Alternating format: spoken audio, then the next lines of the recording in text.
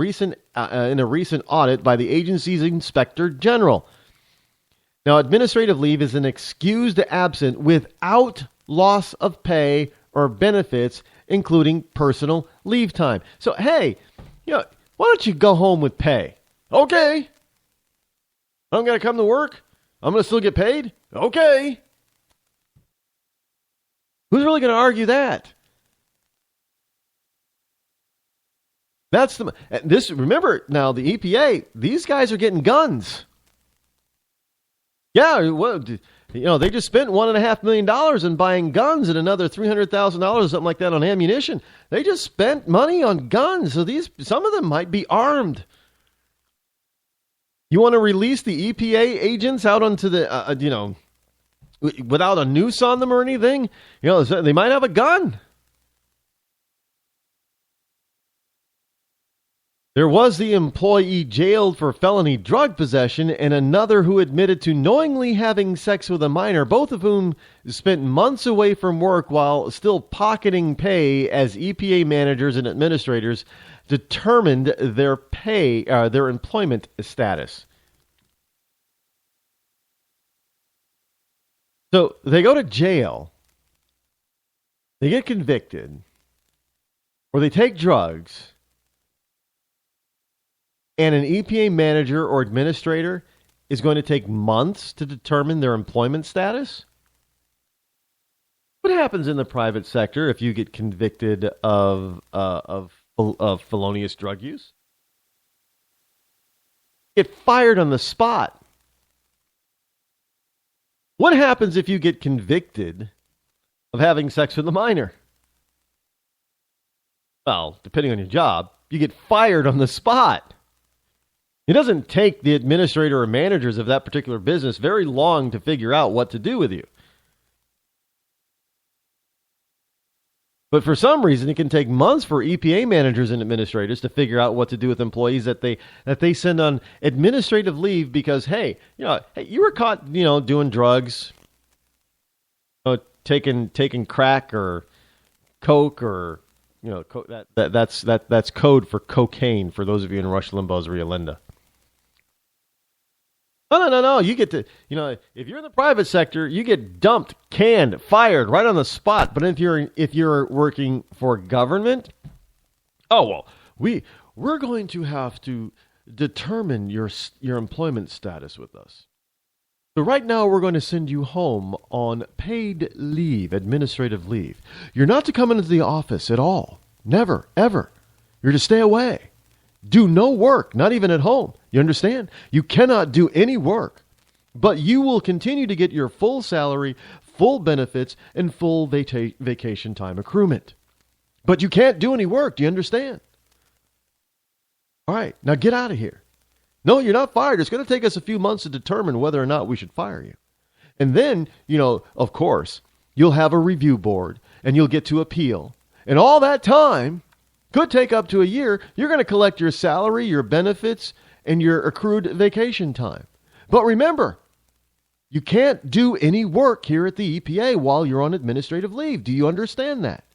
Do not violate that rule. Stay away. So in the meantime, they go home on a vacation. Paid vacation. Taxpayer-funded vacation, I might add. I don't know how it's going to, it doesn't seem to be something that would take a hell of a lot of, effort to figure out. Now, the job of the Inspector General at any federal agency these days can't be as an easy one, and the inspectors are probably feeling pretty darn unappreciated. Just think about it. You bring up all this stuff about these people that should get a normal person fired, and they get unpaid administrative leave for months and months and months. In a memo last week, Office of Personnel Management Director Catherine Archuleta. Remember David Archuleta from American Idol? Oh, he was some cute little Latino kid from out in Colorado or something, I think. Been a while for him too. I don't know, is he still around? I don't know. But anyway, I don't. It's the same spelling, but I don't think there's any relation. Just in case you remember, Rchulet. What he was like 15 or so, 14 or 15 when he was a little, he's short little, teenage boy with a big smile, a decent voice, and everybody just loved him, fell in love with him. I guess I don't know. Hey, he could have been the original. If he was a nice kid. If he was a jerk, he could have been the next Justin Bieber, Justin Bieber.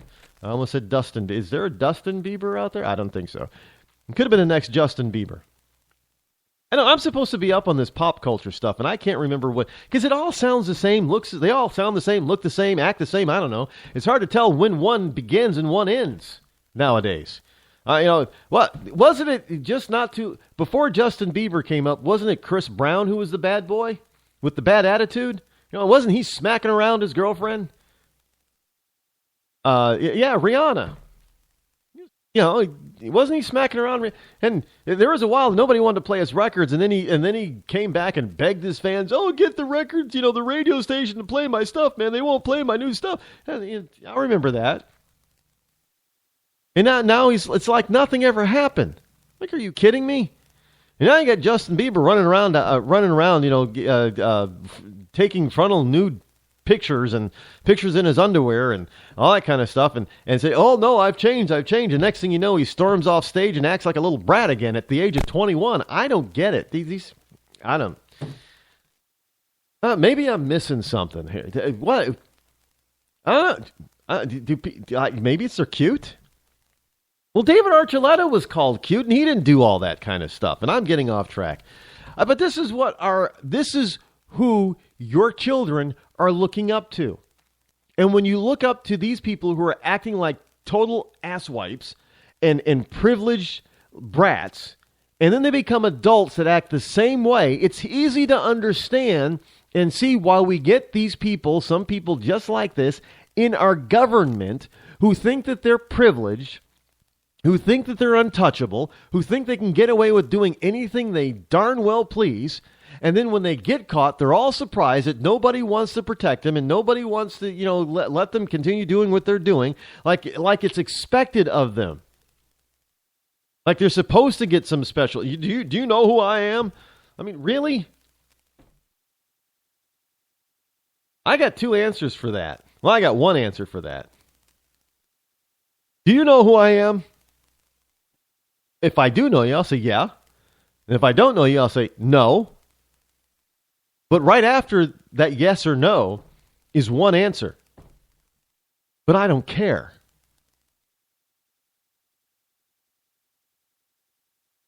Yeah, I know you, but I don't care.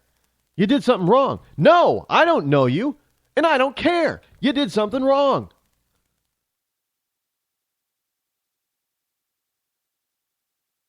So in a memo last week, Office of Personnel Management Director Catherine Archuleta told agency heads that the extensive use of administrative leave throughout government should be just the opposite, a temporary solution only for problem employees who pose a danger to themselves or their colleagues. How about those that break the law? It might not be a dangerous, they may not be a dangerous person, danger to their colleagues or danger to other government employees or danger to the American people. But how about they committed a crime? How about that? It might be a white collar crime. I don't know. It could be a mutual crime. Maybe they got caught selling a little bit of coke to somebody. Well, the person wanted the coke. They had the coke. Government employee had the coke, so sold the coke to the person who wanted the coke. He's not pushing it. Just sold it to the person who wanted some. Want a little blow, a little something, a little sniff to get through the day. You know what I'm saying? They got caught, and they both get in trouble. They broke the law. Now, I guarantee you, if that other person who's buying it is in a private job and in a private sector and gets back to his boss, he's fired. But the guy that's working for the EPA, you're going to go on administrative leave. In other words, if someone poses a threat to his own safety or the safety of others, send them home. How about just send them home permanently? What is wrong with that? And again, I didn't hear anybody on the stage last night addressing this type of government abuse. And it is government abuse. Clearly, the various department heads are either ignoring Archuleta's order or find themselves powerless to comply. Meanwhile, now get this number, folks. Meanwhile, roughly 57,000 federal employees continue to stay at home, collecting a combined total of nearly $750 million per year in salary alone. 57,000 federal employees continue to stay at home, collecting a combined taxpayer-supported and paid for $750 million in annual salaries alone. And the amount that taxpayers are spending on benefits for them is not included in that figure. So for those of you who are probably saying, why are you even bothering with this story, Rod? Because it is costing the taxpayer $750 million a year in salaries alone to keep some 57,000 federal employees at home on administrative leave because they did something that they should not have done. One way or the other. They did something they should not have did. And did it. So they should be done, but they're not. They're at home collecting pay while you either look for a full-time job or go to your full-time job every day, making probably half of what they make for sitting at home in their duff, doing nothing. Because they broke a rule of law or regulation. And some jerk off in their department can't make a decision on firing them or not. That's what it comes down to.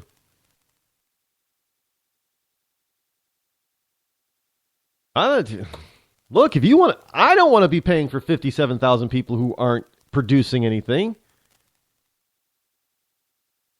Do you think that, I mean, you liberals, do you think that's fair?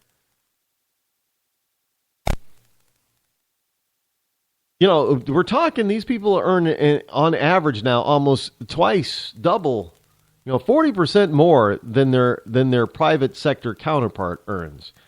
And their private sector counterpart doesn't get the benefit of hanging out at home all year long for a full salary. In full benefits. Now, you want to toss on the benefits of that, you're going to at least double that. Benefits are going to be at least the equivalent of a salary.